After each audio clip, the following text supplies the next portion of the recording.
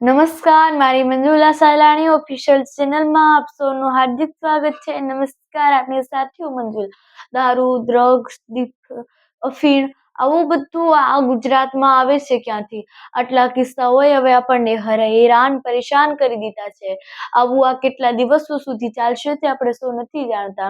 ત્યારે સુરતના વરાજા ગામથી પણ એક આવો જ વિડીયો આવ્યો કે જેણે બધાને હચમચાવી દીધા. આપણે જોઈએ છીએ કે યુવાનોને દારૂના, ડ્રગ્સના અને અફીણના બંધાણો થઈ ગયા છે, ગાંજાના બંધાણો થઈ ગયા છે. આ ગાંજો, ડ્રગ્સ, દારૂ, અફીણ એ યુવાનોને ખૂબ મોટી અસર પહોંચાડી રહ્યું છે, પરંતુ નાના નાના બાળકોને પણ હવે તેની ખબર પડવા માંડી છે ને તેઓ પણ હવે આવું વ્યસન કરશે. આપણે જોઈએ છીએ કે નાના નાના બાળકો પર આપણે જેવું વર્તન જોઈએ તેઓ જેવું વર્તન જોવે તેવું તે વર્તન કરે. તો અત્યારે આપણે જોઈએ છીએ કે મોટા ભાગે કેટલાય લોકો વ્યસની હોય છે ને આ વ્યસનની બાળકો પર વિપરીત અસર પડે છે. ત્યારે સુરતના વરાજા ગામમાં એક 10 વર્ષનો નાનો છોકરો ગાંજો વેચતો હતો.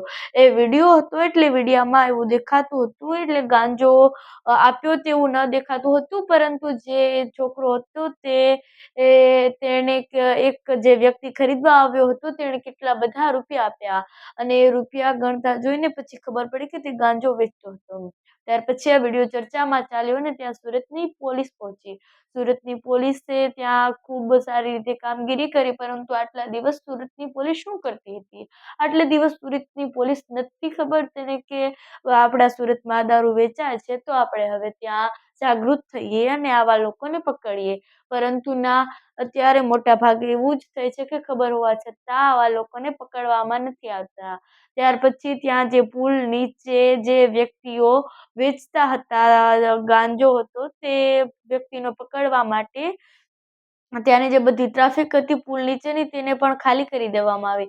ત્યાર પછી એક વ્યક્તિનો પત્ર આવ્યો, એટલે મેસેજ આવ્યો અને તેમાં એવું લખેલું હતું કે ત્યાં કેટલાય લોકો અફીણ, દારૂ અને આવું બધું વેચે છે, ત્યાં બધા વ્યસનો કરે છે અને ત્યાં વેચાય છે.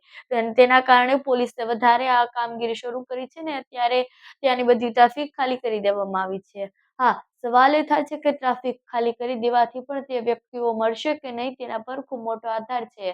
અને જેવી રીતે પહેલા અંગ્રેજોના સમય પહેલા આપણે જોઈએ કે આપણા દેશમાં કેવા કુરિવાજો હતા, કેવી અંધશ્રદ્ધાઓ હતી, તેને નીકાળવા માટે કેટલા લોકોએ કેટલા ખાસા પ્રયત્નો કર્યા, છતાં પણ હજુ આવી અંધશ્રદ્ધાઓ નથી નીકળી.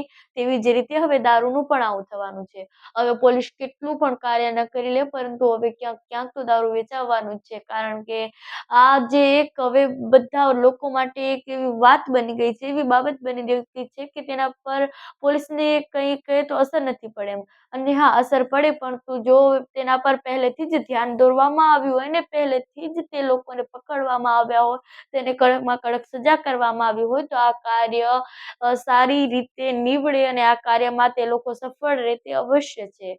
પરંતુ જો પહેલેથી જ આ કાર્યમાં કામગીરી શરૂ કરવામાં આવી હોય તો. અને અત્યારે આ સુરતની પોલીસ કામગીરી કરી રહી છે અને હવે તે આ લોકો માટે શું કરે છે તે જોવાનું રહ્યું. તો આ વિડીયો વિશે તમારું શું કહેવું છે કમેન્ટ્સમાં જરૂરથી જણાવજો. અને સાથે જ મારી મંજુલા સાલાણી ઓફિશિયલ ચેનલને સબસ્ક્રાઇબ કરવાનું ભૂલશો નહીં. નમસ્કાર, thanks for watching my video. All the best.